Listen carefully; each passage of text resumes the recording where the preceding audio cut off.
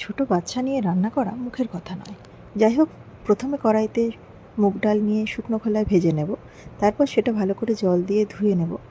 নিয়ে প্রেসার কুকারে সেদ্ধ বসাবো সামান্য নুন এবং সর্ষের তেল দিয়ে। ডাল সেদ্ধ হওয়ার সাথে সাথে আমরা এখানে কেটে নেব গাজর, ক্যাপসিকাম, টমেটো, ফুলকপি এবং মটরশুঁটি। আরও কোনো সবজি চাইলে অ্যাড করতে পারেন। এগুলো কেটে নেওয়ার পরে কড়াইতে সামান্য তেল দিয়ে ফোড়ন হিসেবে দিয়ে দেবো তেজপাতা, শুকনো লঙ্কা এবং জিরে। ফোড়ন দিয়ে সুন্দর গন্ধ বেরোলে সবজিগুলো এর মধ্যে দিয়ে দেবো। সামান্য ভেজে নেওয়ার পর সবজিগুলো দিয়ে দেবো আদা বাটা। সঙ্গে দিয়ে দেবো আরও জিরে গুঁড়ো এবং হলুদ গুঁড়ো। ভাজার সময় নুন দিতে পারেন অথবা এখন অ্যাড করতে পারেন। মশলাটা কষা হয়ে গেলে তার মধ্যে দিয়ে দেবো সেদ্ধ করে রাখা ডালটা দিয়ে ভালো করে মিশিয়ে নেব এবং সামান্য চিনি অ্যাড করব। ডালটার থিকনেস বাড়ানোর জন্য আমরা এখানে দিয়ে দেবো আটা সামান্য জলে গুলে। ডাল মোটামুটি রেডি।